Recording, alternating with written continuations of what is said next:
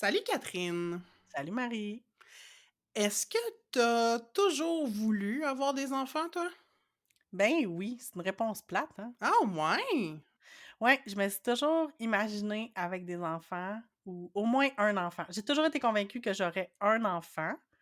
J'avais le feeling que j'aurais une fille. Je sais pas, je peux pas te l'expliquer. Et c'est ma situation actuelle. J'ai un enfant Hmm. qui s'identifie comme fille. Mais toi, Marie, est-ce que tu as déjà eu envie d'avoir des enfants? Jamais vraiment. Tu sais, comme Wow! l'idée m'a passé, comme quand j'étais ado, je me posais la question, mais j'avais pas un désir profond. Puis j'ai déjà eu des partenaires avec qui j'étais comme ah peut-être qu'avec cette personne-là, mais ça a jamais été très très profond, puis c'est pas resté. C'est comme des idées que j'ai explorées dans ma tête, mais ça, j'ai jamais eu ce désir-là comme viscéral, puis je me suis jamais vue non plus avec des enfants. Mmh.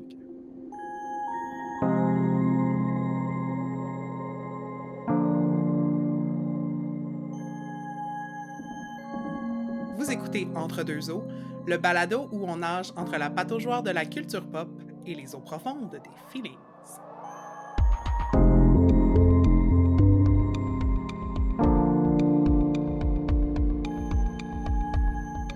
On commence une série de 2 épisodes sur la parentalité. J'avais vraiment hâte qu'on aborde ce thème-là. Ce premier épisode-ci va porter principalement sur, ce qu'on peut appeler la période périnatale, donc la grossesse et l'accouchement et tout ce qui vient avec.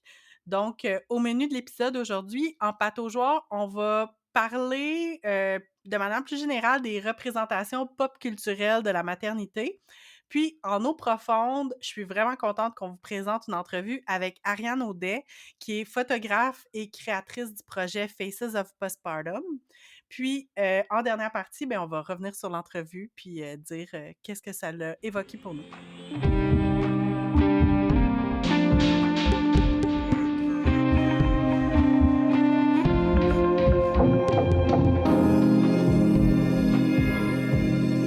On commence tout de suite en pataugeoire et on voulait parler justement de représentation de la maternité, puis tout ça. Parce que, en fait, notre première idée, c'est on voulait probablement parler du choix de la maternité, puis un peu de la pression sociale d'être mère. Puis c'est Euh, ça, puis l'identité aussi, comme des ouais, personnes qui revendiquent cette identité-là de non-mère, là, ou ouais. en tout cas le choix de la non-maternité, ouais. Ben, c'est ça, puis on a fini par se rendre compte qu'on voulait pas nécessairement renforcer ça, renforcer cette Mmh, binarité entre il y a des personnes qui sont des mères, puis il y a des personnes qui sont des non-mères, puis ou non-parents aussi là. mmh. Hem, puis c'est ça, on trouvait que ça faisait un peu dialogue de sourds qu'on n'avait pas envie de mettre de l'avant. Ouais, fait que plutôt que de voir ce qui nous différencie, on va explorer dans cet épisode plus ce qui nous rejoint, mais peut-être quand même abordons la manière dont cette dichotomie-là, elle est Mmh. construite, tu sais, par les Ouais. représentations qu'on voit, très stéréotypées de qu'est-ce qu'une mère et qu'est-ce qu'une personne qui n'est pas mère dans la Mmh. société. Entre autres, tu sais, les modèles avec lesquels on a grandi, tu sais, à la télé, dans les livres, tout ça. Toi, Catherine, as-tu des images de la maternité ou des femmes qui choisissent de ne pas être mères qui t'ont marqué? Ben, c'est pas comme une image spécifique, mais je pense que le concept de base, c'est vraiment comme l'espèce de tu sais, quand on s'imagine c'est quoi une mère, ben, c'est comme la mère au foyer, tu sais, le Mmh. cliché même des années, 50-60 là, tu sais, de la mère au foyer qui cuisine, qui fait le ménage, qui s'occupe de ses enfants, que son identité, c'est vraiment juste d'être mère. Qu'elle vit avec un mari, le père de ses enfants, qui va travailler, puis qui revient, puis qui est comme quasiment considéré comme son enfant supplémentaire, là, tu sais, donc dont elle doit s'occuper, là. Il y a un peu Ouais. ce mime-là des fois. Puis j'ai vraiment l'impression, tu sais, pour certaines, ben, pour plusieurs de personnes, de notre génération, c'est souvent le modèle qu'on a eu chez nous. Ouais. Moi, je sais que ma mère était à la maison, pas quand j'étais toute petite, mais comme à partir du moment où je suis rentrée en maternelle, pas en maternelle, en première année, ma mère, elle a eu mon frère, puis est restée à la maison. Fait que, tu sais, j'avais comme l'image de la mère à la maison, justement. Je sais pas toi, si ta mère était à la maison ou si elle travaillait à l'extérieur? Elle travaillait à l'extérieur, mais à temps partiel. OK, Puis, ouais. c'était pas une job à temps partiel de jour la semaine. Donc, tu sais, moi, OK. j'allais dîner à la Ouais, maison, moi quand aussi. j'étais à l'école. Je revenais chez moi la semaine, ma mère était là. Elle faisait donc tous les repas, elle faisait tout le ménage. Mon père avait une job très prenante, ce qui fait qu'il était peu Mmh. présent. Fait que ma mère était presque le seul parent vraiment qui faisait la job de parent, Ouais. tu sais. Hem Puis c'est ça, fait que puis ma mère, elle s'est beaucoup identifiée par choix, je pense, à son rôle de mère, dans le sens où elle était contente et fière d'avoir cette identité-là.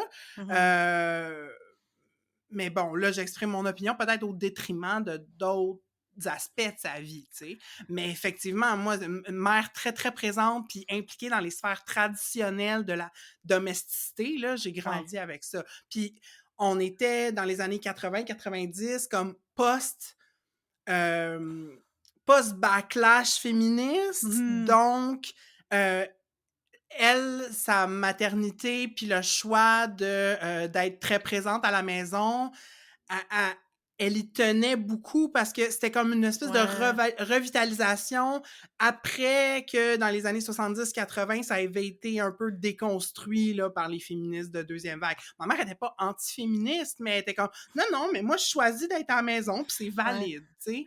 Ben, c'est ça, je pense moi aussi, comme moi, je pense que ma mère, ça a été un peu plus circonstanciel, sauf que, tu sais, comme dans ma petite enfance, mes parents travaillaient, puis j'allais dans une garderie en milieu familial. Puis à un moment donné, ben, mes parents travaillaient dans la même épicerie qui a fermé, en fait, à la suite d'une grève. Donc, ils ont les 2 perdu leur emploi, puis à pas longtemps après, ma mère est tombée enceinte de mon frère. Donc, tu sais, ma mère a décidé de rester à la maison. Puis je pense qu'elle elle aussi était vraiment très fière de faire ce choix-là de rester à la maison. Puis j'ai l'impression que, tu sais, parfois, dans les discours féministes sur la maternité, on va se questionner, tu sais, sur est-ce que ce choix-là de rester à la maison pour s'occuper des enfants, est-ce que c'en est réellement un? Mmh. Parce que comme tu disais, là, tu sais, il y a eu, une période où justement, c'était ça la norme, puis qu'à un moment donné, avec les révolutions féministes, il y a eu, beaucoup de femmes, tu sais, c'était une des revendications, là, des féministes de deuxième vague d'avoir un emploi à l'extérieur de la maison, rémunéré, tout ça. Mais ça, il faut rappeler aussi que c'est comme vraiment une question de femmes blanches, parce Ouais, que c'est ça. les femmes noires, étaient sur le marché du travail depuis longtemps, là, Mmh. faut quand même le préciser. Hem, mais c'est ça, puis fait que c'est ça, ben, je pense qu'on dirait que ça a toujours resté, puis encore même aujourd'hui, je trouve que l'idéal de s'occuper de ses enfants, pas nécessairement d'être mère à la maison, mais tu sais, d'être très, très présente, de Mmh. cuisiner pour ses enfants, tu sais, on vit dans la période en ce moment parce que là, on sait très bien que la majorité des mères sont sur le marché du travail. Tu sais, j'ai pas les statistiques, mais je sais que la majorité des mères sont sur le marché du travail en ce moment. Fait que d'essayer d'atteindre cet idéal-là de, tu sais, cuisiner tout ce que nos enfants mangent, tu sais, jusqu'au pain, jusqu'au dessert, tu sais, d'être super présente dans l'éducation de nos enfants, même une certaine culpabilité à envoyer ses enfants en milieu de garde. Tu sais, il y a comme tu sais, j'ai l'impression qu'on vit encore avec, les conséquences des vestiges de cette Mmh. image de la mère au foyer qui arrive à faire tout. Puis en même temps, on est quand même dans une situation différente dans, la division sexuelle du travail au sein des couples hétérosexuels. Je pense qu'on est comme on est loin d'une certaine époque où justement le père était comme presque un enfant supplémentaire là, tu sais, à Mmh. la charge de la mère.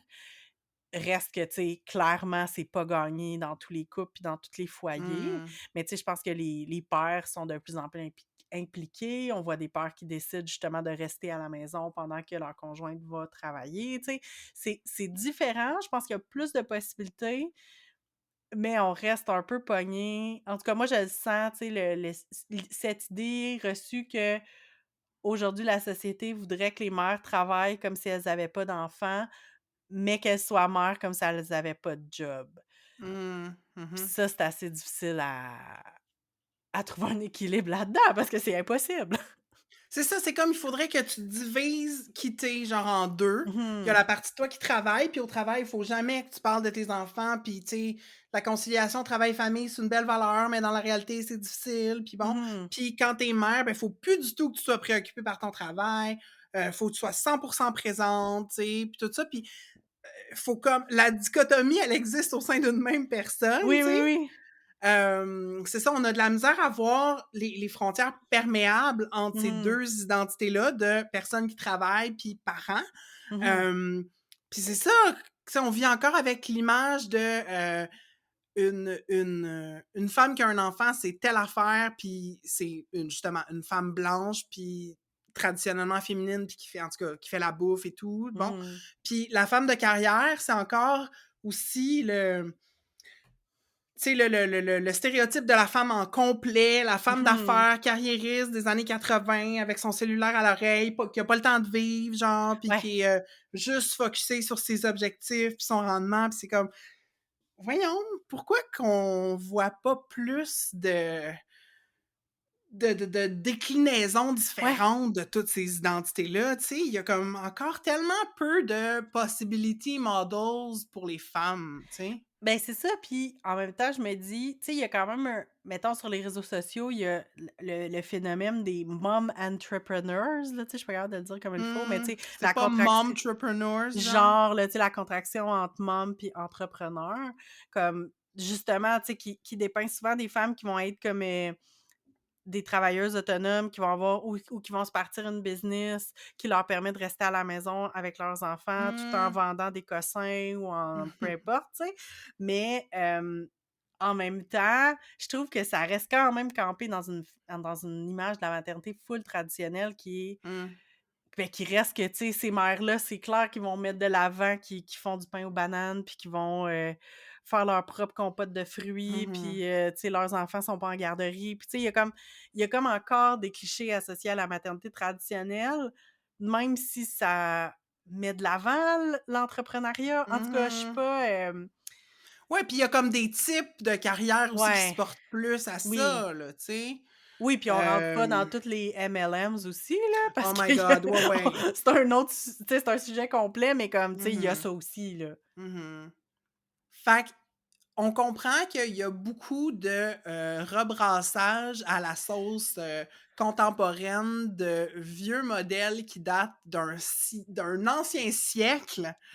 Mais, il y a quand même certaines personnes, certaines influenceuses, influenceurs aussi, parce qu'on peut rentrer des fois des parents, non binaires là-dedans, tu sais, qui font du bien à voir, qui Mmh. proposent des modèles différents de la maternité, la parentalité. Puis je pense que tu en as 2, Catherine, à recommander.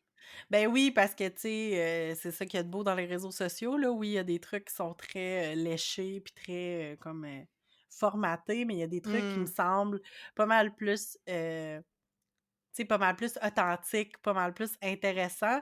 Puis il y en a 2 que dans leur image qu'elles projettent de la maternité en particulier, puis de la parentalité aussi, il y en a 2. Il y a Nicole Sloan, que son handle Instagram, c'est Drawings by Nicole. C'est un exemple de mère qui est restée à la maison avec ses enfants et qui s'est partie une business. Sauf Mmh. que comme un peu ce que je dénonçais tantôt, mais en même temps, c'est comme elle amène, une vision de la maternité qui est très comme je dirais comme punk rock, un peu Mmh. emo, tu sais? C'est clairement une emo kid qui a grandi, tu sais? Puis, qui présente notamment, tu sais, des t-shirts avec, marqué weird mom ou weird mother, puis, tu sais, justement, là, une espèce de visuel qui est intéressant, puis, je sais pas, je trouve que c'est juste comme inspirant, puis qui est pas beige, puis qui est pas, Ouais. trop girly, tu sais, qui est vraiment intéressant, puis j'aime la suivre, puis, voir ce qu'elle partage de sa vie, puis de sa vie de famille. Puis un autre compte, c'est un compte que j'ai, découvert sur TikTok à la base, mais qui est aussi sur Instagram, puis évidemment, on va vous mettre tous les liens là dans la description de l'épisode, mais c'est le compte de Gwenna Laitland, tout comme Nicole, c'est, des Américaines. Son handle Instagram et sur TikTok, c'est Mama cusses? Je suis pas capable de le dire. Mama cusses. Ouais, donc maman sacre.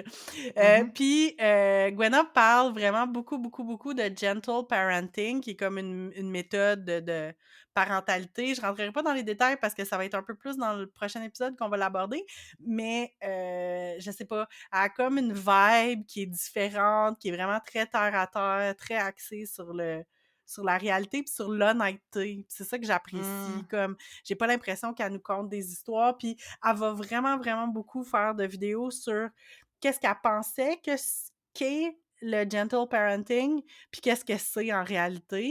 Mm. Fait que, c'est ça, elle amène une image vraiment différente là, des mères, puis ça me fait, puis des parents, puis ça me fait du Mm. bien de les suivre.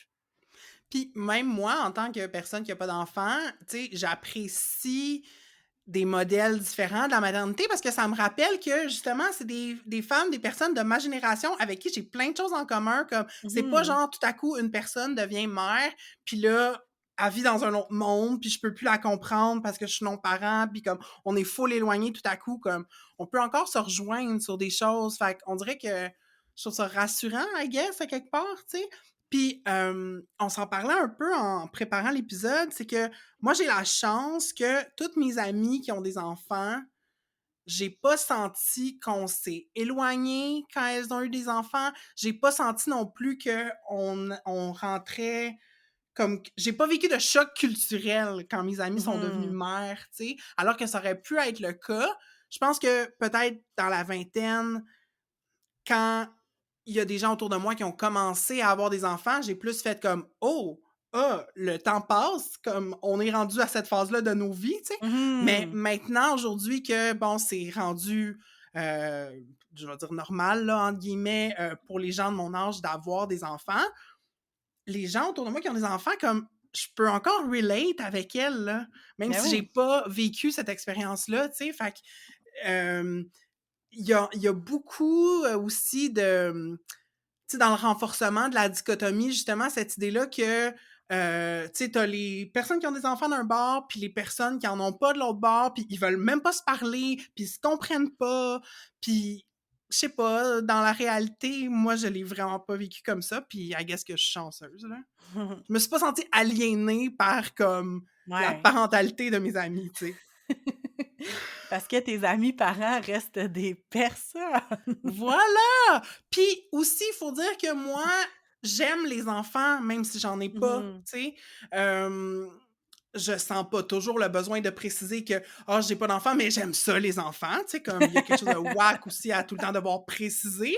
Mais j'aime les enfants, puis j'ai envie de jouer un certain rôle dans la mesure où, Mhm. comme mes amis parents seront confortables, Ben ouais. dans la vie, de leurs enfants. Puis, encore là, je veux pas qu'on rentre là, dans des choses qu'on va aborder plus dans le prochain épisode, mais tu sais, je suis toujours super inspirée par la figure de la auntie, tu sais, Mmh. qu'il y a beaucoup dans les communautés autochtones et dans les communautés noires. Puis, je suis allée trouver une définition sur urbandictionary.com qui dit An auntie is that one person who's blessed to have a sibling who gave birth. Ah, These c'est beau. aunties tend to be better than the moms because they can give them back anytime they'd like and have a magical bond that allows the niece or nephew to trust the auntie and tell them anything. These kids will become Ah. your life. One day you'll quickly realize that food and these kids are the main reasons you're living. Je vais pleurer. Mais, Ah! tu sais, il peut y avoir un lien vraiment significatif entre, tu sais, puis ça peut être vraiment au sens biologique, là, je suis Ouais, ouais, ouais. la tante de tel enfant, mais, Ouais. ça peut être aussi, je pense, tu sais, une auntie non biologique Oui. d'enfants, puis de développer un lien spécial avec eux, puis Mmh. de devenir d'autres adultes significatifs dans leur vie, parce que Oui! des fois, les parents ont besoin d'un break, puis des fois, les enfants ont besoin de se confier à une personne qui n'est pas leur parent, tu sais. Fait que Tellement. moi, je suis juste contente si j'ai un rôle à jouer dans cet écosystème-là de la vie, tu sais. Ah, c'est tellement cute. Puis, tu sais, le fait d'être parent, d'être mère, tu sais, ça t'exclut pas aussi du rôle de auntie. Puis, j'ai vraiment pensé, pendant que tu Mmh. lisais la définition, à la relation spéciale que j'ai avec mon neveu le plus vieux qui a 10 ans, puis que on partage une passion pour les Legos. Puis, il est Mmh. tellement content quand on se voit de me montrer ses Legos, puis qu'on parle de Legos, puis qu'on check, puis comme clairement, c'est pas des discussions qu'il peut avoir avec ses parents for obvious reasons. Parce que ses parents sont comme un peu comme il est vraiment passionné puis ils sont un peu comme fed up, mais comme moi je suis là: «Ah oui, mais attends, qu'est-ce que t'as eu? Qu'est-ce que t'as construit?» Je suis full contente puis quand rarement il vient chez nous, mais quand il vient chez nous, puisqu'on n'habite pas dans la même ville, mais quand il vient chez nous, tu sais comme: «Ah mais là Catherine, c'est quoi tes nouveaux Lego?» Tu sais des fois sur FaceTime, je montre: «OK, mais là j'ai acheté telle affaire». C'est vraiment excitant d'avoir ces relations-là avec, tu sais comme avec un enfant qui est pas notre Ouais. enfant. Ouais, ouais, vraiment.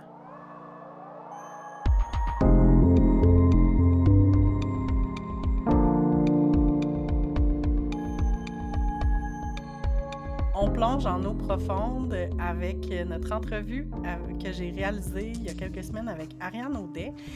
Ariane Audet, c'est une Québécoise qui vit maintenant aux États-Unis depuis plusieurs années. Elle est mère de 2 enfants, puis en 2017, elle a parti le projet qui s'appelle Faces of Postpartum. Puis il y a plein de facettes de Faces of Postpartum. Je vous invite vraiment à aller visiter le site de l'initiative, puis son compte sur Instagram. Les liens vont être en description de l'épisode, bien sûr. Mais c'est ça, le focus principal de Faces of Postpartum, c'est de raconter des histoires de postpartum, justement, de la période périnatale avec plein de personnes qui ont donné naissance. Donc, Ariane a fait beaucoup d'entrevues. Il y a aussi des séries photos parce qu'Ariane est aussi photographe. Puis, quand on s'est rencontrés, on a parlé un peu, bien sûr, de comme pourquoi elle a fondé ce projet-là. Puis on a parlé là, de manière générale là, des soins périnataux, de ce que ça a l'air, parce qu'elle a vraiment une position particulière puisqu'elle a parlé à autant de personnes qui ont été enceintes et qui ont accouché. Fait que je voulais savoir son avis là, sur l'état des soins périnataux, puis qu'est-ce qui serait là, des soins périnataux de rêve. Donc, je vous laisse écouter cette entrevue-là, puis on se retrouve après. Ben, salut Ariane, merci beaucoup de prendre du temps pour me parler aujourd'hui. Ben, ça fait Euh, tellement plaisir. je t'ai connue à cause de ton projet Faces of Postpartum, puis j'aurais aimé ça que tu nous parles un peu de ce projet-là. C'est quoi pour des gens qui connaîtraient pas ça? Ben, Faces of Postpartum, je l'ai fondé en 2017 après la naissance de ma première fille, Lou. Je venais d'émigrer aux États-Unis, puis je m'étais dit que d'avoir des enfants, c'était un petit peu comme, je sais pas moi, d'écrire un mémoire de maîtrise ou une thèse de doctorat, que ça se faisait bien tout seul, là, puis que j'avais pas besoin de personne. Fait que j'allais juste gérer ça comme un petit projet. Puis ben, c'est pas ça qui est arrivé. Mm.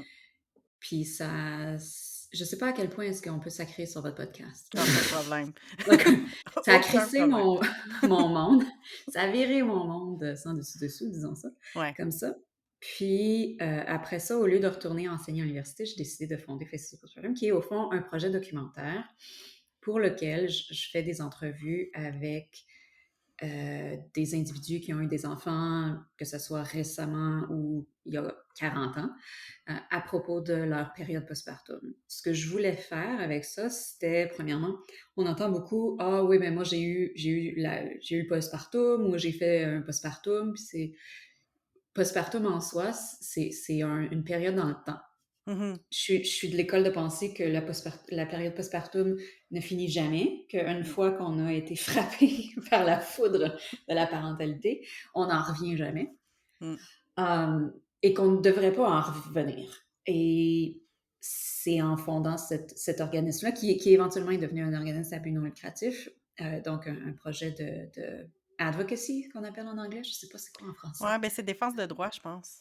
OK, défense de droit. Et j'ai commencé à faire ces entrevues-là en cognant à la porte de ma famille et de mes amis, en faisant comme Allô, est-ce que ça vous tente de venir me parler de votre période postpartum? Puis ils sont comme The what now? Mais ils ont été bien gentils, puis ils ont dit oui. Puis là, on est rendu à environ 250 personnes, puis 100 quelques entrevues de publiées.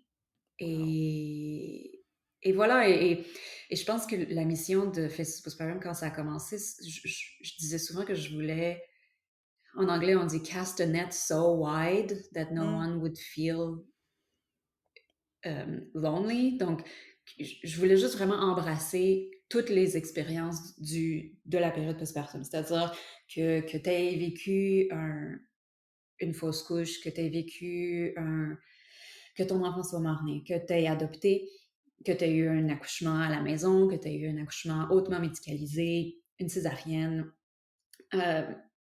Tout ça je veux dire que tu sois une mère porteuse, on passe toutes par une période d'adaptation après qu'un enfant arrive dans nos vies.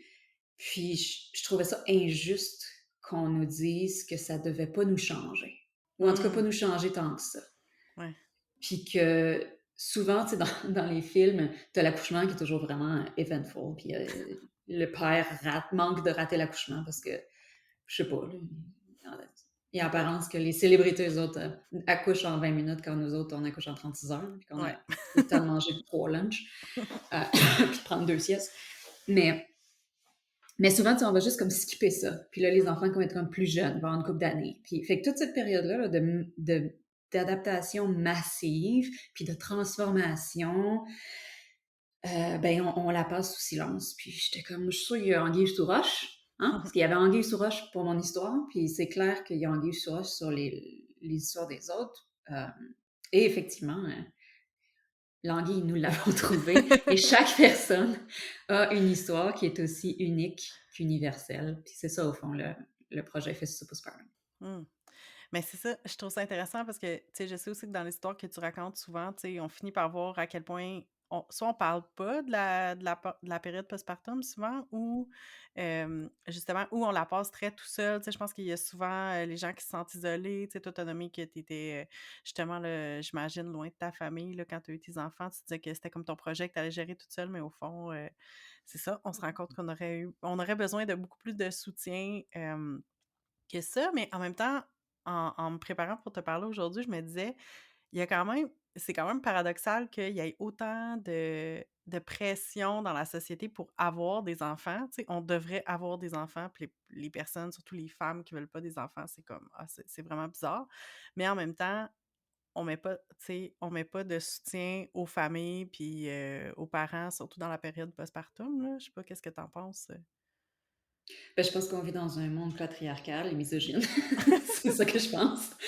Puis je pense que la raison pour laquelle on a tellement de suivi prénataux, c'est parce que... Excuse-moi.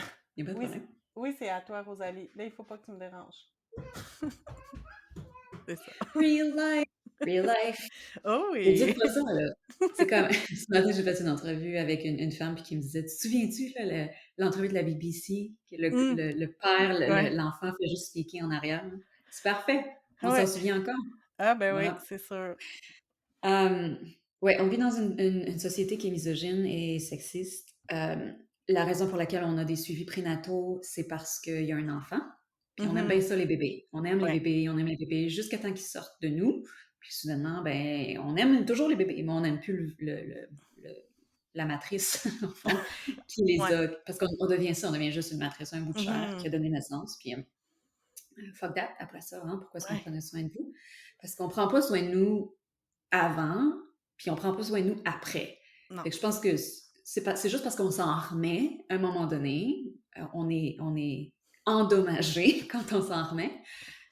Puis ben on répète la même chose parce qu'on l'a pas nous-mêmes vécu, fait qu'on sait pas que la prochaine génération devrait être traitée différemment. Mais comme on est la génération des briseurs de Mmh. cycles vicieux, C'est vrai. ben c'est là où on en est. Puis je veux dire, je parle beaucoup de la période postpartum, mais dans toutes les entrevues que je fais, on parle de comment on a été traité au fond, ça devrait s'appeler Faces de la Ouais, périnatalité. c'est ça. Parce que Ouais. tout ça est lié. Ben Tout ça oui. est lié. Puis comment est-ce que nous-mêmes, on a grandi en tant qu'enfants? C'est quoi nos Ouais. figures maternelles, nos figures paternelles, nos figures parentales? C'est quoi notre dynamique de famille? Tout ça a un effet absolument monumental. Puis pour moi, je pense que je m'intéresse beaucoup à la période postpartum parce que c'est un des rares moments dans une vie où il y a un massive reset Ouais. et on devient tellement vulnérable que ça peut soit nous crisser à terre ou Mmh. ça peut nous permettre de grandir et d'évoluer et de fleurir, de s'épanouir Ouais, d'une manière inimaginable. Si ouais. on, c'est un moment charnière dans une vie. Puis si on passe à côté de ça, on passe à côté d'une possibilité soit de guérison ou de grand, comment ça, growth, excusez mon Grandir. cerveau, de grandir, ouais, Ouais. d'épanouissement personnel, etc. Et en tant que parent aussi. Donc, je pense que c'est ça qui me fascine autant, c'est que ça nous offre vraiment cette opportunité-là, mais on la prend pas, cette opportunité-là, parce qu'on prend pas soin de nous. Ouais. Mais en même temps, c'est ça, c'est tellement difficile. J'ai l'impression qu'on nous met tellement on met tellement de l'avant le fait que devenir parent, devenir mère, ça devrait, tu sais, comme combler toute notre vie, puis qu'on devrait devenir, tu sais, que ça va être extraordinaire, puis tout ça, mais qu'en même temps, fait que dès qu'il y a des trucs qui se passent, que, tu sais, soit que ton expérience d'accouchement ou de grossesse est un peu plate ou, ben, plate dans le sens, je dis plate pour pas dire, désastreuse, là, ou, tu sais, Ou comme traumatisante, traumatique. ou de choses Ouais, comme ouais, ça. c'est ça. Ça sera pas facile, c'est ça Ouais, l'affaire. Des fois, mon chum est comme: «Mais là, pourquoi tu fais pas comme des choses super heureuses?» Puis je suis comme: «Parce que ça existe pas». mais C'est c'est aussi ça. simple que ça. Il y a Ouais. pas une version qui est juste dorée. Ça existe pas. Ben non, c'est ça, puis tu sais, je me dis comme les rares exceptions qui pourraient avoir une expérience super positive, je me dis: «Oui, mais probablement que leur expérience est tellement positive parce qu'ils ont eu accès à des tu sais, comme à des Des soins ressources. extraordinaires, ils ont eu du soutien, ils ont pas eu comme de genre même de trauma physique ou de difficultés physiques ou ils ont eu des soins à la suite». Tu sais, moi, je me dis comme je comprends pas encore ben, je sais comme je pense que c'est en France que comme les soins, comme la rééducation périnéale, c'est quelque chose qui est comme, Obligatoire. d'emblée, là, comme tout le monde Mhm. fait ça, alors que, ben, au Québec, c'est vraiment pas ça, puis je pense qu'aux États-Unis, Non, en ben, Amérique du Nord, ça existe pas. ouais, c'est ça, tu sais, comme faut vraiment que tu cherches, puis c'est comme quand ça va mal, quand tu as plein de problèmes, que tu as des fuites urinaires ou que tu as des douleurs ou qu'il y a des trucs qui fonctionnent pas, puis que là, tu fais comme: «OK, là, je vais essayer de parler autour de moi, trouver quelqu'un qui aurait une référence pour aller au privé, pour aller, Mhm. recevoir des soins», mais c'est un peu, Mais c'est parce qu'on attend d'être en moment de oui, crise. c'est ça. Puis on n'est pas. De toute, je veux dire, il y a plusieurs. Excuse-moi, mon cerveau fonctionne pas. Layers. Jesus! Des Il y a voyons. plusieurs couches, Oui! J'étais comme étage, mais des c'est pas ça. plures, Oui! des plures d'oignons. Oui, Euh, ouais, il y a plusieurs couches là-dessus. Le système de santé n'est pas fait de manière, est pas construit c'est de ça. manière préventive, pardon. Et donc, les soins périnataux font pas exception à ça. On traite, on ne Ouais, prévient pas. Il y a plus de travail qui se fait présentement, ouais, mais c'est pas, on n'est pas là où on devrait être définitivement pas. vraiment. Mais justement, ma prochaine question, c'était, tu sais, selon toi, puis avec toutes les gens avec qui tu as parlé, ça devrait avoir l'air de quoi des soins périnataux, idéal, mettons? OK, si je peux rêver, là? Oui, oui, oui, ça Peux-tu? OK, OK. oui, oui, oui, c'est quoi l'idéal selon Je me toi, là? remonte les manches. OK. Tu as ton test de grossesse. Bref, ça, c'est si tout va bien, là. Tu sais, que tu n'es Ouais. pas en clinique de fertilité. Que, Mmh. mettons, là, que tu tombes enceinte. Ouais, Que c'est ça. Puis ça devrait être autant que tu sois mère porteuse que. Puis les mêmes choses devraient arriver avec l'adoption et tout. Là, je vais essayer comme de pas trop être trop large, là, parce qu'on va essayer non, non, de. Des fois, mon cerveau part un peu dans tous les sens. OK. ça va. Tu tombes enceinte. Ouais. Euh, pour moi, là, il devrait avoir dans un seul lieu des sages-femmes, des nurse practitioners qui peuvent prescrire, Mmh. des psychiatres, des thérapeutes, des psys, des travailleurs sociaux, Mmh. des physiothérapeutes en soins en réhabilitation. Puis pourquoi on appelle ça réhabilitation? Tu sais, on peut-tu juste Ouais, comme juste dire ben OK, c'est pour prendre soin de ton périnée ouais. ou de ta région périnéale. Je sais pas comment tu dis ça. Ouais, je sais pas. Périnéal? Mhm. Non, périnéal, c'est Ça la là. physiothérapie périnéale. Je sais pas. Ça là. Dans Cette tu sais, ton cette abdomen, région, oui. cette région-là qui va tout se distendre, Oui, puis comme les muscles vont se relâcher, puis tu vas être comme un gros sac de patates après ça. Tout ça va arriver, ouais. puis c'est correct.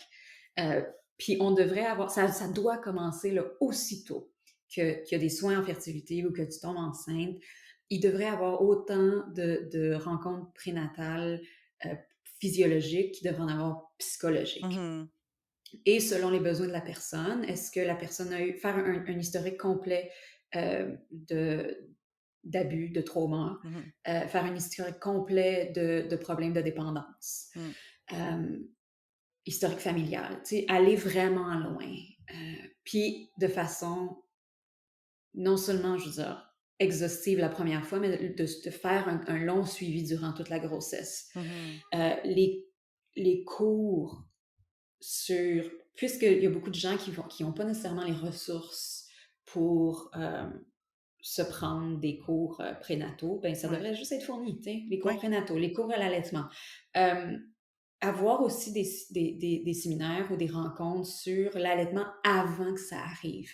Puis y aller vraiment là, at large, avec ton gynéco, avec ta sage-femme. Si tu es low risk, on ne devrait pas avoir d'obstétricien parce que les obstétriciens sont trainés en chirurgie. C'est des chirurgiens. Ils font pas... accoucher des bébés, là, physiologiquement, c'est pas dans leur training. Fait que c'est une question d'assurance, c'est une question de qui va payer pourquoi. Fait que ça devrait juste pas avoir lieu. Ça devrait être des sages-femmes qui ont ces droits-là, puis ils doivent avoir les droits aussi de prescrire. Puis, passer avec ta sage-femme ou avec ton obstétricien, les possibles complications. Puis qu'est-ce que ça va avoir l'air? Pas pour faire peur, juste pour dire, ça, c'est ce qui peut arriver. Puis si jamais ça arrive, c'est ça qui va arriver. Puis, il y a tout un training à faire au niveau des professions, de la profession médicale sur le... Je veux dire, pour moi, là, tous les soins devraient être des soins trauma-informed care. Il faudrait 100%, il faudrait juste assumer que la personne que tu as devant toi est traumatisée. Parce qu'elle l'est. Il y a genre 93% de chances qu'elle le soit. Fait assumons, si vous êtes si into it avec les statistiques, assumons que la personne est traumatisée et appliquons, il y a des choses que tu peux faire en tant que clinicien pour réduire le risque de trauma. Fait que ça devrait, tous les soins là, de la conception ou des traitements de fertilité jusqu'à au moins 1 an postpartum, ça devrait être pris en considération. Puis après ça, tu as l'accouchement. Dans mon rêve, là, il y aurait une psy ou une travailleuse sociale qui, tout de suite après l'accouchement, irait débriefer, faire un débrief. Qu'elle a ta chart, qu'elle s'assoit à côté de toi, puis qu'elle fasse comme « Raconte-moi ton accouchement ». Si ça y tente, évidemment, tout est une question de consentement, etc. Mais il y aurait tellement de traumas qui arrêteraient de là. Si on avait juste quelqu'un qui nous validait, qui ferait comme « Hey, je sais pas, c'est pas dans tes notes, je vais aller voir, je vais aller chercher les réponses parce que tu es encore là, puis c'est frais à la mémoire des infirmières, c'est frais à la mémoire des docteurs. Puis si tu as encore des questions, ben, je vais le faire venir ou je vais la faire venir. Il y a... Moi, je dis, là, 60% des traumas reliés à l'accouchement s'arrêteraient de là. Puis après ça, ben, il faudrait qu'on ait de l'aide à la maison, si tu n'as pas de parents. Puis je pense que ça devrait être optionnel. Peut-être pas comme les premiers jours. Les visites là, chez le pédiatre, ça ne devrait pas arriver. Tout devrait se faire à la maison. Ces femmes-là et les personnes qui accouchent ne devraient pas avoir à se lever au moins pour 2 mois dans mes rêves. Puis tous les premiers soins, les premières semaines, 2 jours, après ça, 1 semaine, 3 semaines ou 4 semaines, si jamais le bébé ne prend pas du poids. Les conseillères en lactation, je m'excuse, j'ai oublié les conseillères en lactation qui étaient passées dans ma pratique privée, dans ma pratique, ma pratique parfaite. Là, ben c'est ça, tu les avais nommés au début. Oui, OK, c'est ça. Mais je pense que je l'avais oublié, mais il faut... Clairement, il faut qu'elle soit là. Groupe de soutien, soins communautaires, puis après ça, au moins à tous les mois, une rencontre avec... je pense que le 6 semaines, physiologiquement, c'est bien correct que ce soit avec ton médecin aux 6 semaines, mais après ça, à la semaine, 2 semaines, puis après ça, à chaque mois, au moins pour 1 an, des soins en psy, pour faire des screenings, pour s'assurer que la personne elle soit correcte, avec une emphase sur le 4e, 5e mois, là, qui est quand même charnière, où c'est comment l'adrénaline commence à tomber, les gens sont moins intéressés, puis là, t'es comme tout seul avec ton encore un très, très jeune bébé, puis c'est plate en esti, puis t'es comme « Oh my God! » Si on m'avait dit que ça allait être aussi plate, si on m'avait dit que le tummy time, ça allait être de la merde. Puis faire des community care. J'avais ça, j'allais voir ma sage-femme à tous les mois pendant ma grossesse avec les mères du même mois que moi. Fait qu'on était 4. Puis c'est sûr que le COVID, c'est difficile, mais il y a d'autres manières de faire. On le sait maintenant. Groupe de soutien. Il y a tout, pour moi, oui, je pense qu'on a l'aspect physiologique et physique assez... Je veux dire, on veut que la mère et l'enfant vivent. Oui. Mais je trouve que c'est pas assez, survivre, puis Mhm. survivre à un accouchement. Je pense que ça serait le fun que ça soit fait dans la douceur, dans l'harmonie, je veux dire, dans le respect, dans le consentement, puis aussi dans le soutien après. Puis ça, il faut que ça ait lieu avant l'accouchement parce que ça va tellement te décrisser que Mhm. c'est pas le temps après d'aller te chercher une psy ou d'aller te chercher un Oui, numéro pour une physiothérapeute ou d'aller te chercher une référence en psychiatrie. tellement. C'est pas là, là. C'est pas là Oui, que ça doit se faire. Ça doit se faire avant. Puis qu'on fasse pas ça. Tu sais, là, j'ai beurré épais, là. oui, Mais il y oui. a des choses qui pourraient absolument être faites dans les rencontres prénatales et qui ne sont pas faites parce que, encore, c'est l'enfant. On veut le bébé. On veut un bébé en santé. Oui. Puis apprenez donc le nom de vos patients. Salut maman. Non, mon nom c'est Ariane. Bonjour Ouais, Ariane. Hi ouais, mom, hi dad. Non, non, lis la charte. Puis je veux ouais. dire, j'ai déjà l'impression d'avoir été, que mon identité a été arrachée de fond en comble. Là. Tu peux au moins me nommer correctement. Oui. Bref, Ah non, c'est voilà. clair. Mais, mais c'est comme un détail, mais qu'il n'y en ait pas un en même temps, parce que, tu Il sais, n'y a rien qui est un détail dans ces cas-là. c'est ça. Parce que comme tu dis, tu sais, si la personne, elle sait pas c'est quoi ton nom, ben, elle a pas lu ton dossier, probablement, elle Nope. sait pas, c'est parce que je veux dire, ton nom est écrit sur ton dossier, il le saurait tout de suite, là, comme c'est... Mais laissez à la porte. Pas Ouais, compliqué, là. ben oui, c'est ça, non, c'est... Ah non, mais ben, tout ce que tu dis, là, je suis super d'accord avec toi, là, parce que justement, je pense que tu sais, moi, en tout cas, j'ai l'impression que moi, c'est ça qui m'aurait manqué, là, tu sais, dans mon expérience, là, j'aurais tellement aimé ça, comme, justement, là, qu'on prenne soin de moi, puis que ce soit pas à moi à courir, là, que je sois pas comme, tu sais, sur une ligne d'écoute pour un organisme en allaitement, en soutien en allaitement, justement, pour faire comme, là, ça marche pas, qu'est-ce qui arrive? Alors que, Mm. comme, tu sais, mon bébé est encore à l'hôpital, puis tu sais, c'est super, Puis c'est ça, le compliqué, NICU, là, puis... ça Mhm. devrait faire partie du... Parce que tu peux faire Ouais. des... Ici, tu peux faire des hospital tours. Tu peux OK. aller voir l'hôpital où Ouais, ouais, tu ouais. peux. Ça devrait faire partie. Parce que Ouais. ça dédramatiserait Oui. beaucoup. Puis, puis tu aurais déjà une entrée en la matière. Puis si tu y vas pas, great. Si tu y Ouais. vas, ben... Puis de plus en plus, je pense que ce qu'on ne sait pas, c'est que en coulisses, ils communiquent pas entre eux, les départements. Ouais, je pense que c'est Fait que, ça tu aussi. sais, si tu as des soins dans la maternité, ben ça va pas te suivre si tu vas en néonat. Ouais, ouais, ouais. Fait qu'il y a comme un disconnect qui est vraiment difficile à gérer. Puis c'est une question de bureaucratie. C'est ça qui est Ouais. plate, c'est une question de bureaucratie. Puis, je veux dire, les hôpitaux au Québec, c'est un autre question. Ouais. Je veux dire, c'est un C'est autre autre chose. problème. Mais non, c'est C'est ça, autre mais tu chose. sais, mais comme tu dis, c'est juste de parler puis de communiquer, parce que comme tu dis, tu sais, si juste après d'avoir accouché, tu aurais l'occasion de parler soit à une travailleuse sociale ou une thérapeute, peu importe, puis que tu pourrais justement poser des questions, puis que cette personne-là est en mesure d'aller chercher les réponses, des choses comme ça serait tellement plus utile parce que Mhm. comme justement, là, tu sais, moi, je sais que dans mon expérience avec l'hôpital, tu sais, je comprenais rien, tu sais, on m'expliquait rien, puis j'étais comme: «Ben oui, mais là, je sais même pas où on s'en va». Puis l'exemple que je peux nommer, c'est qu'ils ont transféré ma fille de l'unité néonatale à la pouponnière parce qu'elle allait mieux pendant que j'étais partie sur mon heure de dîner, sans me le dire. Fait comme je suis revenue à l'unité néonatale pour aller la Et voir puis là, après le dîner, puis elle était plus là, puis elle était comme: «OK, ouais, elle est partie à la pouponnière, là».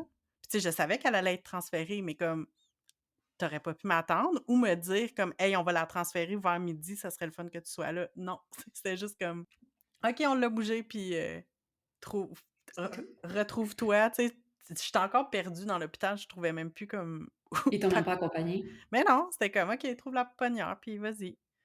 Mais c'est je sais pas, c'est comme c'est incompréhensible, c'est incompréhensible puis Dans le monde où on vit, il n'y a pas d'excuse. Il oui, n'y a juste pas d'excuse, sauf l'explication qu'on vit dans un monde sexiste, misogyne oui, et patriarcal. Il y a mais pas d'autre chose. Puis ça sert, puis je dis ça, là, puis je veux qu'on arrête de parler des mères ou des pères, parce qu'il y a des gens qui care, puis il y a mmh des gens qui sont pas dans le care. mh, Fait que prenons tous ceux qui sont dans l'esprit du care, puis du caretaking, puis de prendre soin. Ça ouais, inclut les partenaires, ça inclut les mmh parents, ça inclut les pères, ça inclut les mères, évidemment. ouais, Puis traitons la naissance d'un enfant comme une unité familiale. Peu importe qui est là, Ouais. ça Oui, ça oui, change oui. rien. Traiter tout le monde de la même manière, Ouais. parce que c'est pas juste la personne qui donne naissance qui est traumatisée, c'est tout le monde autour qui subit les dommages collatéraux Mhm. de ces manquements-là.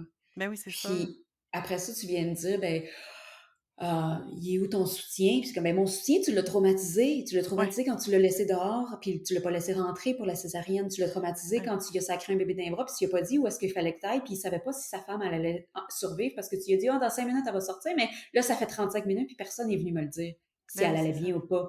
Puis là, tu fais oui, oui, peau à peau, là, mais personne, il y a comme, la situation est gérée, mais tout ce qui est autour, le buffer, Ouais. l'est pas. Puis comme c'est invisible, puis ça saigne pas, ben on n'en prend pas soin. Ben oui, Sans c'est se ça. rendre compte que les répercussions, on parle d'années de Mhm. répercussions après Ouais. pour un événement qui a eu lieu pendant 18, 19, 48 heures. Ben non, c'est ça. Puis, tu sais, ça me fait penser que, parce que d'une part, en ce moment, tu sais, je pense que ça a été super compliqué, toutes les naissances qui sont arrivées dans les 2 dernières années, parce que justement, tu sais, c'était comme, moi, je me souviens que quand j'ai accouché, j'y avais pas, tu sais, on m'a pas vraiment dit qu'il y avait comme une limite de personnes qui pouvaient m'accompagner, tu sais, à la limite, Mhm. j'aurais pu avoir 3 4 personnes avec moi, puis ça aurait été correct. Là, c'était comme, tu sais, il y a eu une période où même le partenaire ou comme il pouvait même pas avoir une personne qui t'accompagnait, ce qui est complètement cruel, là. Je veux dire, c'est cruel, il y a pas d'autre Ben, mot, c'est là. Inhumain, l'ONU a dit que Ouais, ouais. ça Oui, violait les droits humains. ben, c'est ça exactement, tu sais, puis là, ça s'est comme un peu arrangé, mais en même temps, là, c'est comme soit dépendamment de la situation, des hôpitaux et tout ça, c'est soit comme une personne ou peut-être 2, mais même 2, je pense que je l'ai même pas non, je pense que c'est vraiment plus une personne qui a le droit d'accompagner, tu sais, la personne de ton choix, mais quand même, c'est juste une personne, puis en même temps, tu sais, on a comme l'image de, tu sais, mettons des personnes qui décident d'accoucher à la maison, par exemple, ou en maison de naissance avec plein de personnes autour d'eux, comme, tu sais, que c'est des hippies ou des personnes super marginales, alors que comme, je veux dire, c'est un processus naturel, l'accouchement, mais c'est pas, ça peut On a amener des besoin des autres difficultés, en tant bien qu'être sûr, humain. mais c'est ça. Tu sais, tu peux faire ça chez vous, entouré de ta famille, des personnes proches que tu veux avoir finalement, là, tu sais, mais non, non, là, c'est comme juste de dire que tu veux pas accoucher à l'hôpital, c'est déjà comme c Radical. ouais, ouais, mais c'est Mais ça l'est impressionnant. pas. Puis il y Mais a c'est ça. une histoire derrière ça, puis une raison derrière Ouais, ça. ben oui. Mais ça devrait être ça. Ouais. Je m'excuse, là, mais puis le buffer dont je parle, là, c'est les accompagnatrices à la naissance Mmh. présentement qui jouent ce rôle-là et elles sont, ouh, ça joue du coude, hein? C'est Ouais. difficile. Reste dans ta traque parce que sinon tu vas te faire ramasser. Ça prend une maudite carapace pour être Ouais. accompagnatrice à la naissance dans le milieu hospitalier d'aujourd'hui. Il n'y a aucune raison, sauf si tu décides, toi, en tant qu'être humain, pourquoi une personne qui est enceinte et qui n'a pas de risque, qui n'est pas à risque élevé, ne pourrait pas accoucher à la maison. Ouais. Statistiquement parlant, là, les risques, pense à n'importe quel risque, là, sont Ouais, exactement les ouais. mêmes que si tu es à l'hôpital. Et inversement, certains risques sont plus élevés si tu vas à Ouais. l'hôpital, si tu as certains facteurs de risque comme des traumas, des abus, Mmh. etc. Tu es plus en sécurité à la maison à long terme et pour l'accouchement que tu l'es à l'hôpital. Fait que ça devrait faire partie des conversations. C'est pour ça que je dis dans ma pratique parfaite, il y aurait et des sages-femmes et des accompagnatrices et des obstétriciens parce qu'on en a besoin. Puis Oui. étrangement, quand on en a besoin, puis quand ils se sentent utiles et utilisés à leur juste valeur, étrangement, les accouchements vont bien. Ben oui. C'est quand ils trouvent se plate à mourir que, ben là, ça roche, on pousse, on induce, on Ouais. provoque, puis ben ça finit en trauma. Pas tout le monde, en fait. Ben oui, c'est ça, parce que n'importe quoi, tu sais, comme si, comme tu dis, tu sais, ils s'ennuient, ils ont rien à faire, fait qu'ils ont envie de comme contribuer pour que ça aille plus vite, là, parce qu'il y a comme aussi l'idée que il y a comme un temps. Il me semble que Ouais. j'avais appris ça dans mes cours de préparation à la naissance, tu sais, que il y a comme un temps normal d'un accouchement, fait que si tu rentres pas dans ces, alors que, tu sais, c'est des moyennes, on s'entend, là, puis c'est la même affaire C'est ça. avec la date prévue d'accouchement qui est comme une un Une guess, là. aberration sans nom, mais en Ben tout oui, cas. c'est ça, tu sais, Il y a 2 comme semaines avant, 2 semaines après. oui, c'est ça, Whatever. puis, comme ils veulent te provoquer. Moi, je sais que j'ai parlé avec quelqu'un qui allait accoucher, ben, qui a accouché récemment, puis, avant, tu sais, je lui dis elle me parlait de: «Ah ouais, ben là, ça se peut que je me fasse, provoquer à telle date». Puis là, j'étais là: «Mais tu sais, hein, que comme tu peux un peu insister, puis pas te faire provoquer tout de suite, là, comme, tu sais, tu pas obligé de c'est pas parce que tu as atteint 41 semaines, jour 1 que tu es obligé de te faire provoquer, là, comme tu Tu peux, es pas obligé de rien faire. oui, c'est ça, exactement. Je veux dire, c'est des protocoles, c'est pas des Oui, lois, là. Tu pas mais obligé non, de c'est rien ça. faire. Tu sais, à moins Mais qu'il y c'est ait sûr quelque que, tu sais, chose, tu là, mais veux oui. Mais tu as tellement pas de pogne, justement, tu sais, si quelqu'un dit: «Ben là», tu sais, un moi, c'était ça, là. médecin, Ouais. entre autres. Ouais, ouais, moi, c'était comme: «Ben là, tes os ont pas encore crevé, fait qu'il faudra aller les crever». Puis j'étais comme: «Pourquoi?» Puis c'est après que je me suis rendue compte: «Oui, mais il y a des gens qui accouchent avec le sac, là, tu sais, comme sans que les os aient crevé», tu sais? Puis j'étais là: Le «Oui, mais 5 pourquoi des tu veux». gens que leurs os a crevé avant qu'ils commencent, je sais, c'est petit, là. Ouais, ouais, fait que je suis comme: «Mais pourquoi tu veux faire ça?» Comme pourquoi? Tu sais, puis c'est ça qui amène du stress, c'est ça qui amène des puis c'est ça, là, tu sais, des risques que tout dérape, là, c'est un peu ça, mais ouais, ça, c'est la place de la médecine et de Puis il y en a, là, que c'est pas ça du tout. On le sait, ouais, il y en a de la médecine qui est plus intégrative, là. oui. Puis je pense que c'est ça le futur de le futur de la médecine, mais puis il y a des médecins qui sont d'accord. Mmh. Mais c'est pas la majorité, puis c'est pas l'infrastructure qui est là, c'est de façon systémique, c'est pas ça qui se Ouais, passe. mais non, c'est ça. Mais en tout cas, je trouve que c'est vraiment inspirant comme ta pratique parfaite, là. As-tu des espoirs qu'il y ait des choses qui changent ou as-tu vu des places, des cliniques qui existeraient comme ça qui fonctionnent déjà comme ça ou? Ah ben, si tu payes, beaucoup d'argent, Ouais. oui. Ouais, il y a ça. C'est ça. Ah, Hem, non, ouais. malheureusement, non, je pense pas.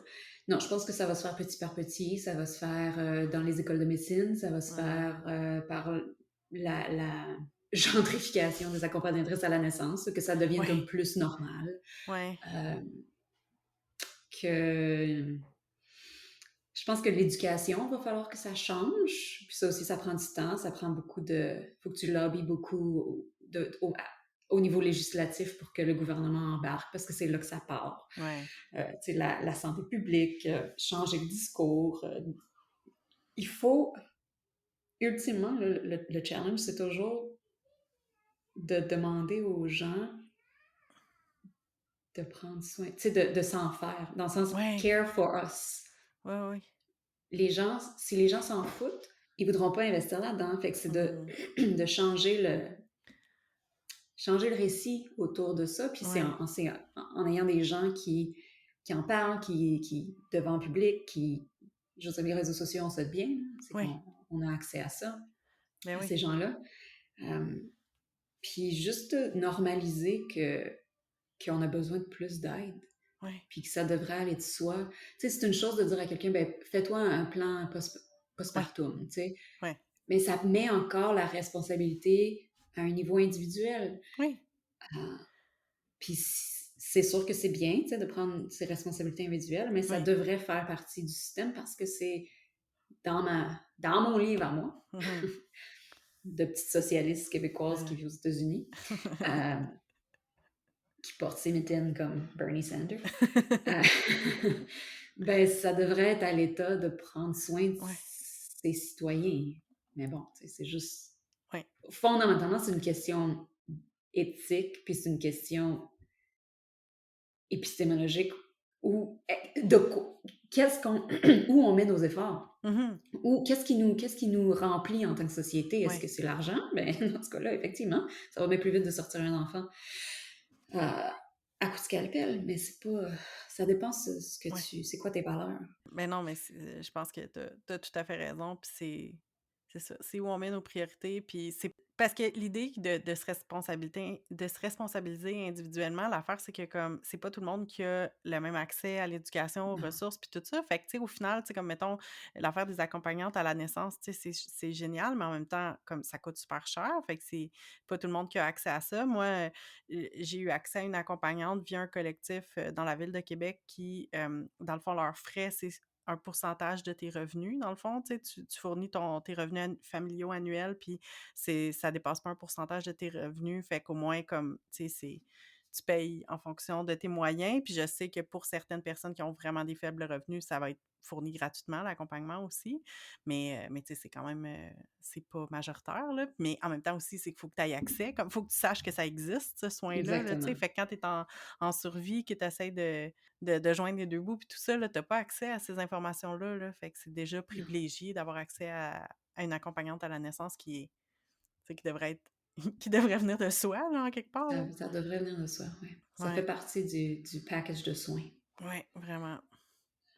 qui n'est pas un luxe, on s'entend. Non, vraiment pas.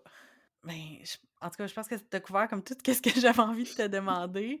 C'est vraiment cool. Je me demandais, en terminant, est-ce que tu avais envie de rajouter quelque chose ou, tu sais, sur la période périnatale, justement, sur les soins ou sur... Mais je pense que j'ai compris trop tard à quel point j'avais besoin d'un village. Mmh, Puis si tu peux le trouver avant, un vrai village, tu sais, ouais, un village qui va te ramasser, là. ouais, Puis c'est pas obligé d'être ta famille. Parce que je pense qu'on mmh, on pense beaucoup que on va, tu sais, ouais, nos mères, nos pères vont venir nous aider. C'est pas tout le temps aussi aidant qu'on pense. ouais, c'est ça. C'est d'être juste vraiment honnête avec nous-mêmes, puis d'en faire le plus avant, euh, sans capoter, là. Je dis ça. Capoter. Vous allez capoter de toute façon. Oui, Mais c'est ça. trouvez-vous un village avec qui Ouais. capoter. Oui, Puis des gens de tout âge, puis ouais. ça prend comme plus d'efforts en amont, mais ça vaut tellement la peine de savoir que... Puis, oh man, laissez-vous gâter si vous Mmh. pouvez, là. Laissez les gens prendre soin de vous. Ouais, Euh, mais bon, tu sais, tout ça, c'est facile à dire après coup. Quand ouais. t'es dedans, t'as tout ça te fesse dessus, les exigences sociales, les exigences d'être une femme, les exigences les attentes, tout ça te tombe dessus. Fait que j'aimerais ça que de façon structurelle et systémique, on donne la chance aux coureurs parce que ça va déjà être Mmh. challengeant. Même si tu as Ouais, l'accouchement de rêve, ouais. même si tout va bien, tout a bien été avec ma deuxième, là. Mmh. Puis j'ai pas retombé en dépression postpartum et rien. C'était crissement dur pareil. Ouais, Des après-midi où elle hurle, puis je sais pas qu'est-ce qui se passe. C'est ouais, une adaptation majeure.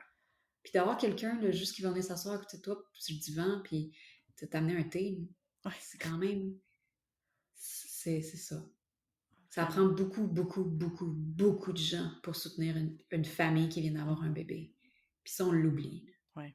Fait que si vous pouvez, s'il y en a qui ont les capacités, puis je parle juste de pas ressources monétaires, là, mais Mmh. ouvrez-vous. Venez nous voir, venez nous parler. Ouais. On va se connecter. Il faudrait qu'on fasse des... comment t'appelles ça au HEC? Tu sais, les 5 à 7, là, où c'est juste tu fais de la connection. Voyons, c'est quoi? Le réseautage? Du réseautage! On va faire Du du réseautage de réseautage parents. périnatal. Je pense Ça qu'on a serait une idée, fun. là. Alors, c'était mon entrevue avec Ariane Audet du projet Faces of Postpartum. Puis, je suis vraiment contente d'avoir pu m'entretenir avec elle parce que, dans le fond, Ariane a commencé le projet de Faces of Postpartum en 2017. Puis moi, c'est à la fin de 2017 que j'ai vécu la naissance de mon enfant. Puis j'ai commencé à suivre, je me souviens plus exactement comment je suis tombée sur le projet, mais tu sais, assez rapidement, là, après avoir accouché, je suis tombée, tu sais, je pense que j'étais à la recherche d'histoires de Mhm. postpartum, puis tout ça, puis d'histoires de naissance différentes. Puis j'ai commencé à la suivre sur les réseaux sociaux. Puis au fil du temps, au fil des DM, on est devenus un peu amis. Puis j'ai eu la chance de lui raconter mon histoire d'accouchement Mm. quand ma fille avait environ, je sais même plus quel âge, 2 ans, 4 ans, je pense. En fait, ça faisait quelques années parce que j'ai pu parler avec elle à la fois de mon expérience d'accouchement, mais aussi de l'expérience de l'hospitalisation de ma fille là, lors de son diagnostic de fibrose kystique. Mm. Fait que c'était vraiment intéressant. J'ai vraiment aimé ça, pouvoir parler avec elle. Fait qu'on va mettre en lien de l'épisode ben, mon histoire qui est en anglais, que dans le fond, qui est issue là, de l'entrevue que j'ai donnée à Ariane pour son projet. Fait que c'est elle qui a rédigé le texte de l'entrevue. Puis c'est ça, j'étais vraiment contente. Puis tu sais, j'ai l'impression, à chaque fois qu'on se parle, tu sais, qu'on a quand même C'est ça, c'est une personne extraordinaire que j'aime vraiment beaucoup, qui est super sensible, qui est très généreuse à la fois généreuse de son expérience, mais aussi, notamment dans son podcast, qui est un autre sous-projet de Faces of Postpartum, tu sais, elle donne beaucoup la parole à d'autres personnes, tu sais, elle met le spotlight sur des gens puis sur leurs expériences, fait que, en tout cas, c'est quelqu'un qui me touche vraiment beaucoup, que j'aime vraiment Mmh. beaucoup, puis je suis vraiment contente qu'on ait pu parler de périnatalité ensemble, fait que j'étais vraiment contente j'avais hâte de vous présenter cette entrevue-là, puis j'ai hâte aussi de savoir, Marie, qu'est-ce que tu en as pensé, toi, de cette Mmh. entrevue-là? Ben, évidemment, n'ayant pas moi-même vécu, ni un accouchement, ni tout ce qui suit, ça a été informatif pour moi, mais tu sais, j'ai pu faire des parallèles avec d'autres expériences que j'ai vécues, puis, il y a des choses aussi qui ont été dites durant, l'entrevue sur lesquelles j'ai vraiment accroché, notamment quand elle dit que on est la génération des briseurs de cycles. Mmh. Hem On dirait que c'était la première fois que, parce que, tu sais, notre génération, les milléniaux, on est tellement comme honey, on fait tellement rire de nous, que de nous accoler ce trait-là qui est très positif, tu sais, que comme on adresse des shit fucking problématiques, puis Ouais, on essaye de comme pas répéter les affaires. Puis bon, je sais que les baby boomers ont essayé de faire ça à leur manière, mais je trouve qu'on est un petit peu plus confrontationnel in a good way, tu sais, dans notre ouais. façon de faire ça. Puis c'est très cool. Puis le projet Faces of Postpartum est un très bel exemple de justement essayer de casser des cycles, Mmh. puis de casser, tu sais, de réformer des cultures, tu sais. Ouais. Fait que ça, j'ai trouvé ça intéressant. Puis quand elle dit aussi que faudrait, tu sais, prendre pour acquis, là, comme d'emblée, que la personne enceinte est traumatisée, tu sais. Juste parce que, tu sais, les femmes, je sais pas c'est quoi les statistiques en termes de juste violence sexuelle ou psychologique, mais c'est comme fou, là. Fait que ça, c'est juste une catégorie de trauma, mais comme, Mmh. pourquoi que les soins périnataux sont pas du trauma-informed care? Tu sais, c'est comme wild, là, puis qu'il y a des touchés, puis il y a des manières d'approcher les personnes qui, comme, sont vraiment, comme, confrontantes puis pas chill, tu sais. Puis pourquoi tous les soins de santé sont pas trauma-informed? Also, Comme, ben tu oui. sais, oui, bien sûr, les soins périnataux, je pense que c'est super important parce que c'est super comme tu dis, il y a des trucs qui sont super invasifs, mais en même temps puis c'est beaucoup lié à la sexualité aussi, mais en même temps, Mhm. comme, tous les soins de santé devraient être trauma-informed, là, comme il y a pas de Ouais. raison qu'ils le soient pas, là. Mais c'est ça, mais tu sais, notre système de santé est tellement pas construit pour prendre soin de l'humain. Tellement Ça pas. sera peut-être une minute en tabarnak ou comme un épisode en tabarnak, mais bon.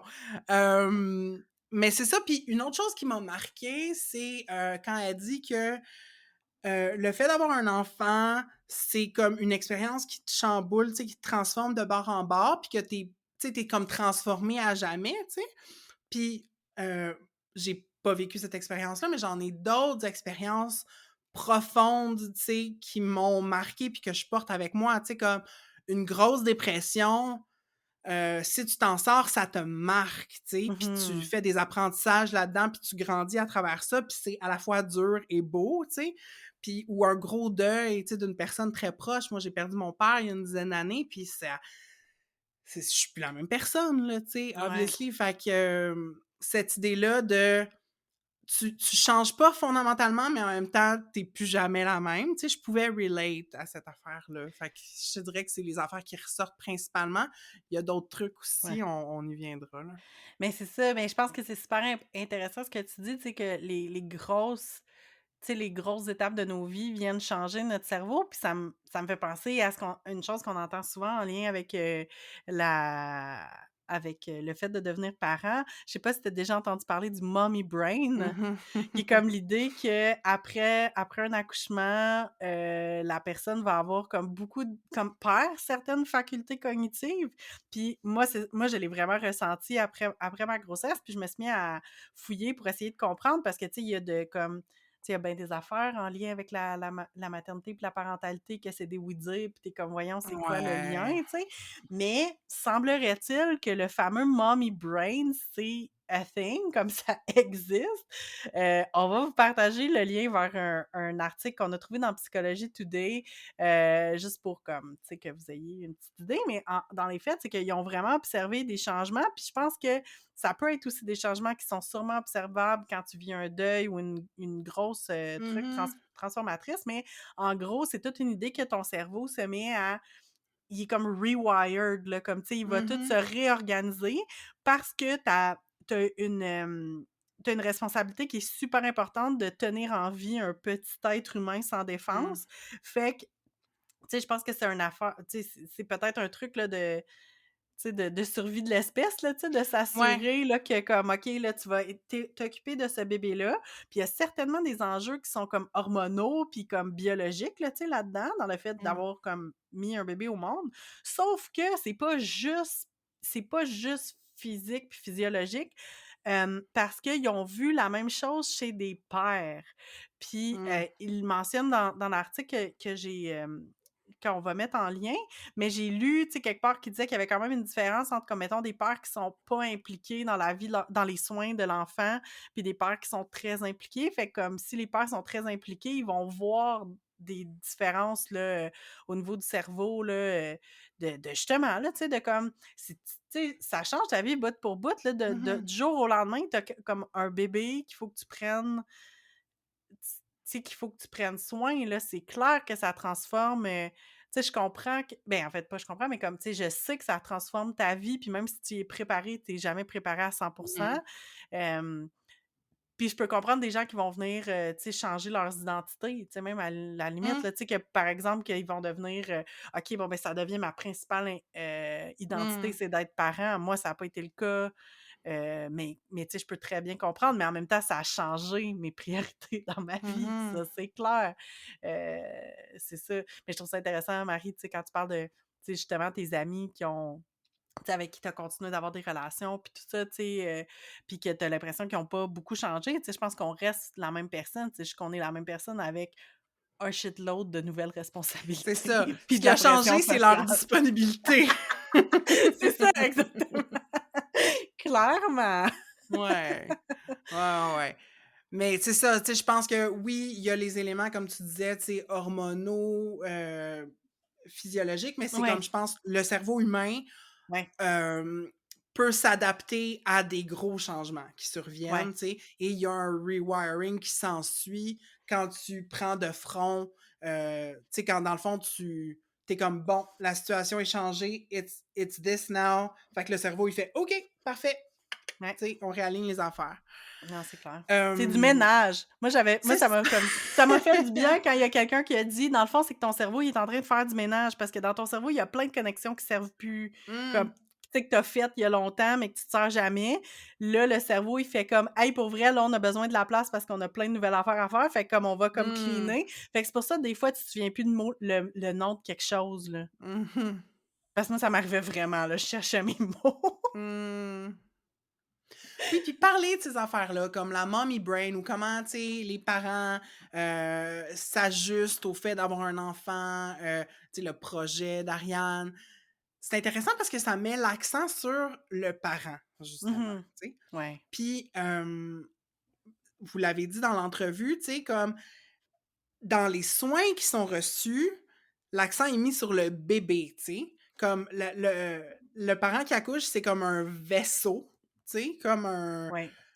c'est l'affaire qui transporte le bébé. Fait que, obviously, comme on s'en occupe de manière vraiment serrée, mais une fois que l'enfant est sorti du corps de la mère, c'est comme, bon, ben, c'est le bébé qui est le focus, tu sais, puis comme le, le, le, le parent n'existe plus comme personne dans les soins hospitaliers, en tout cas, tu sais. Ouais. Puis, moi, je ferais un parallèle un peu avec mon expérience, puis aussi, c'est des enjeux sur lesquels j'ai travaillé. Moi, j'ai été 2 ans, dans un organisme, de défense des droits sexuels et reproductifs, tu sais? Mhm. Puis j'ai moi-même eu un avortement. Puis, hem, de un, tu sais, toute la question de pourquoi l'avortement, c'est si controversé comme sujet, c'est que, on ne pense pas à la mère. Tu sais, dans le fond, Mmh. c'est qu'on ne voit pas la mère comme une personne à part entière qui a une autonomie puis qui peut décider de ce qui se passe avec son corps. C'est la mère n'est que l'enveloppe qui fait grandir le bébé, tu sais. Mmh. Puis, fait que c'est comme ça que les soins postnataux sont conçus, tu sais, comme la mère, bon, on va la stitch up, puis genre, whatever. Mais c'est ça, ses besoins à elle après, comme tout le aftercare, c'est pas vraiment comme inclus, tu sais. Puis, euh, bon, les avortements, c'est pas pareil partout, mais comme puis je suis allée pourtant dans une clinique, tu sais, qui est spécialisée. Mmh. Puis mon expérience d'avortement, c'est pas mon meilleur souvenir à vie, tu sais. Mmh. Comme, euh, il a fallu, tu sais, qu'il me donne plus de médicaments parce qu'au début, j'avais comme vraiment beaucoup de douleur. Puis, tu sais, c'était un avortement que je voulais. Tu sais, j'étais soulagée après que ça a eu lieu, mais comme ça m'aurait pas manqué, tu sais, d'être un peu plus pris en charge, tu sais. Ouais. Puis, en fait, c'est vu comme purement médical, tu sais. Il y avait pas d'accueil comme holistique. Fait que c'était une autre affaire que je voyais des parallèles entre mon expérience puis l'expérience des mères qui accouchent aussi, tu sais. Ben, clairement, puis tu sais, ça m'a amené à penser comme l la nécessité, autant quand tu vis un accouchement, mais aussi quand tu vis, une interruption de grossesse, d'être accompagné. Mmh. Puis dans les dernières années, je me suis mis tu sais, c'est pas un sujet que je connais là super bien, mais je me suis mis à entendre parler de plus en plus, de doula d'avortement. Donc, tu sais, une doula, Mmh. c'est vraiment une accompagnante à la naissance. Puis il y a dans le fond, dans ce que je comprends, c'est qu'il y a certaines doulas en accompagnement à la naissance qui se spécialisent aussi dans l'accompagnement à l'avortement. Mmh. Parce que justement, tu sais, il y a quand même des liens, là, tu sais, ne serait-ce que physiologiques, là, tu sais, comme on Mmh mh. deal toutes les 2 avec une grossesse, là, tu sais, puis, Mmh. l'issue est pas la même, mais comme le fait d'être accompagné puis d'avoir quelqu'un puis, tu sais, une doula, c'est vraiment quelqu'un aussi qui est là pour, t'aider à défendre tes droits aussi, puis qui va Mmh. aussi prendre la parole comme, tu sais, pendant que toi, tu es dans une situation qui est très vulnérable, qui va t'aider à te préparer aussi à à vivre, cette expérience-là, mais quand ça arrive, généralement, c'est pas même si tu es super préparé puis, tout ça, s'il arrive des trucs avec lesquels tu pas tu sais, tu as des questions, tu pas à l'aise, des fois, ça peut être difficile de poser des questions Mmh. ou de t'interposer à certaines procédures, par Ou de exemple. même savoir quelles questions poser, Oui, honnêtement, exactement. tu sais, Oui, oui, oui, comme, clairement. tu sais, on n'a pas de cours pré-avortement.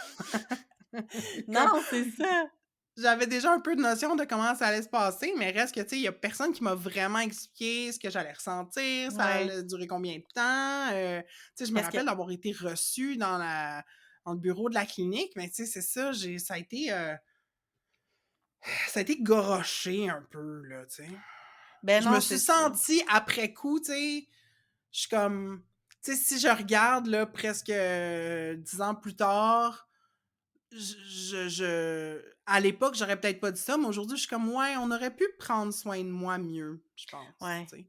Ben, puis tu sais, je pense à souvent on entend parler de la situation aux États-Unis sans penser que la situation au Canada, tu sais, est pas, des fois comme, tu sais, que le droit à l'avortement est pas parfois justement, remis en question. Mais tu sais, aux États-Unis, on entend souvent qu'ils vont dire: «OK, on va mettre une période d'attente obligatoire, il faut que tu passes quasiment devant un psychologue pour Mmh. pouvoir avoir un avortement», ou tu sais, des affaires de même, Oh tu my sais. god. Mais je suis comme mais tout ça, c'est pas pour assurer le soin de la personne, Non, tu c'est sais. ça. C'est C'est pour qu'elle vraiment pas change ça. C'est d'idée, pour qu'elle change pour d'idée, que c'est alors ça. que tu sais, puis ça se pourrait là de dire: «Hey non, pour vrai, moi j'ai pas besoin d'accompagnement, ça va comme, j'ai pas besoin de ça», Mmh. mais de l'offrir, tu sais? Puis je trouve que c'est la même Mmh. affaire avec l'accouchement aussi là, tu sais, de juste faire comme: «Hey, as-tu besoin de...» Moi j'ai Ouais. capoté sur l'idée d'Ariane de dire: «Faudrait qu'il y ait une travailleuse sociale après chaque accouchement qui vienne s'asseoir avec toi Mmh. puis qui dise comme: "Hey, comment ça s'est passé? Veux-tu m'en parler? As-tu des questions?" Puis, Mmh. tu sais, Offrir, ouais. l'offrir, puis tu sais, peut-être que ça pourrait être fait en avortement aussi, tu sais. Puis Mmh. c'est juste d'offrir, tu sais, si la personne dit: «Hey, non, pour vrai, j'ai pas envie de parler» ou «J'ai pas envie de te parler», it's fine, mais comme d'avoir l'option puis de pouvoir parler, Moi, je sais que j'aurais aimé ça, pouvoir parler à quelqu'un comme à un professionnel de la santé mentale après mon accouchement, parce que ça a été Ouais. traumatisant, tu sais. Fait que, Mmh. comme, c'est ça, c'est spécial, puis ça amène toute la question aussi de justement, tu disais, tu sais, il y a pas de cours, de préparation à l'avortement. Mmh. Il y a des cours de préparation à l'accouchement, mais il aborde vraiment la grossesse puis l'accouchement dans tous les détails possibles et imaginables. Mais il aborde pas ce qui se passe après. Puis ça m'a on dirait je pense que je le savais, mais ça m'a encore rappelé cette absurdité-là quand j'ai écouté, l'épisode du podcast Les Sorcières. Ils ont un épisode qui s'appelle «Consentir à la maternité». Puis, pendant la discussion, ils ont abordé cette question-là, justement, des cours prénataux qui, oui, vont te préparer d'une certaine mesure à la grossesse puis à l'accouchement, à savoir qu'est-ce qui se passe dans ton corps physiquement, mais genre qui te préparent vraiment pas à ce qui va se passer après. Mmh. Puis Fait que t'es tout en train de te demander comme: «Ah, c'est-tu normal? What's going oui! on?» comme. Mais c'est ça, puis tu sais, c'est correct. Comme mettons, tu sais, comme, je me souviens plus quelle intervenante dans le podcast disait comme, tu sais, elle savait par cœur toutes les périodes, comme toutes les sections, pas les sections, mais comme, tu sais, les étapes de l'accouchement, là, tu sais, la période de latence, puis tu sais, le début, puis comme, en tout cas, le travail actif, tu sais, comme, tu sais tout par cœur, comme tout comment ça va se passer, puis après ça, ils te renvoient à la maison, puis ils t'ont très souvent fait des points de suture si tu as eu Mmh. un accouchement, par voie vaginale.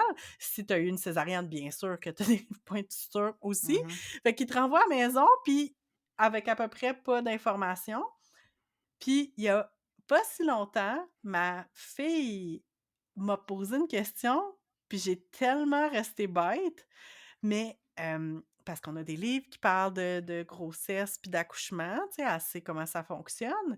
Puis elle avait compris que, bon, le bébé sort par le vagin, puis que, le vagin s'ouvre, que, tu sais, Mmh. normalement, ben, tu sais, le col de l'utérus, là, tu sais, on je rentrerai pas dans les tu sais, elle connaît certains détails de l'anatomie, mais bref, tu sais, elle savait que le vagin allait s'ouvrir pour laisser passer le bébé.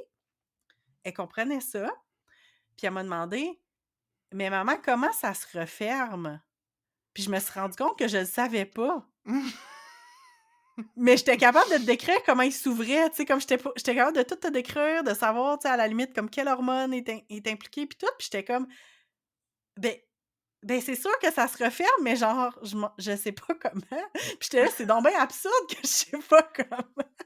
Mmh. Puis là, je me suis retrouvée à comme googler puis à essayer de trouver comme la réponse, comme pas pour elle, parce que, tu sais, on s'entend qu'elle, juste le dire que ça se referme, puis tu sais, que, tu sais, comme c'est suffisant pour elle, elle a 4 ans, là, tu sais, je rentrerai pas dans les détails de tous les processus physiques impliqués, mais j'étais comme: «Mais je sais pas».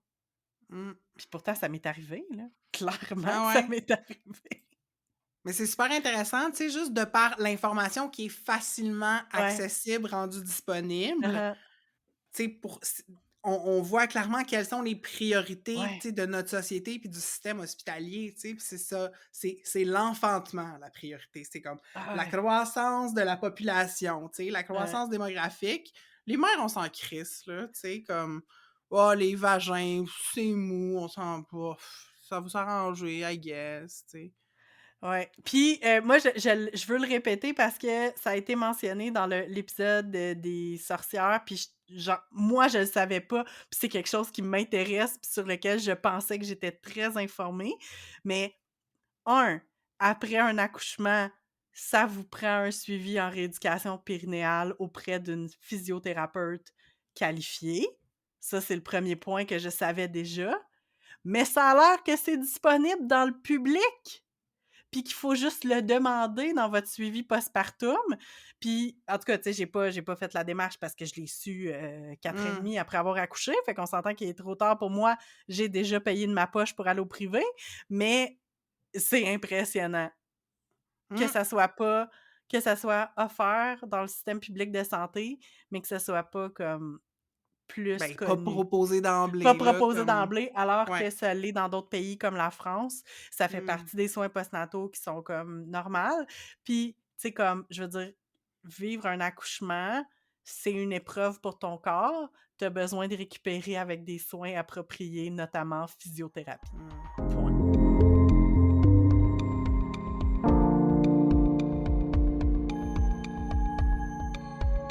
C'est donc tout pour cet épisode qui abordait la parentalité, mais en lien avec l'image de la mère puis l'expérience spécifique de la grossesse et de la périnatalité. On espère que vous avez apprécié et dans 2 semaines, on revient, en fait, on continue d'aborder l'idée de la parentalité, mais sur plus l'angle d'élever des enfants, vivre avec des enfants aussi qui ont des besoins particuliers. Alors, manquez pas ça, ça va être notre prochain épisode.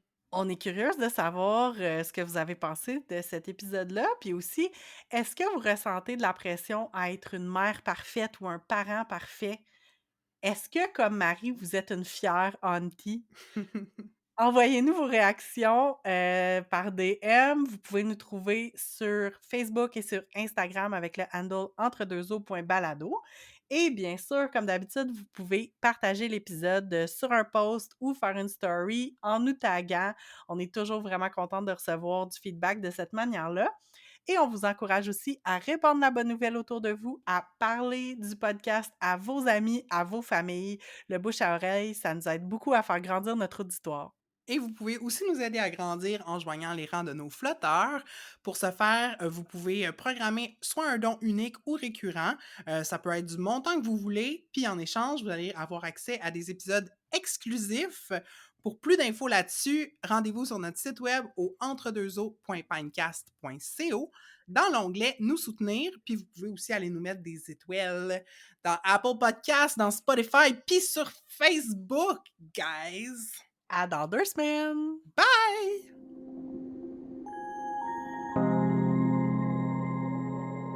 Entre deux eaux est une réalisation de Catherine Ploufjeté et de Marie Larochelle. C'est aussi Marie qui fait le montage. On a enregistré cet épisode chacune chez nous. Moi, Marie, à Montréal, au Tiohtià:ke, un territoire autochtone non cédé qui est gardé par le peuple Kanien'kehá:ka. Et moi, Catherine, je suis à Québec, sur des terres qui font partie du territoire traditionnel non cédé des Hurons-Wendat. Merci à Roxane de Carufel pour notre visuel et à Poulain pour notre thème musical. Ce balado est une idée originale de Catherine et Marie.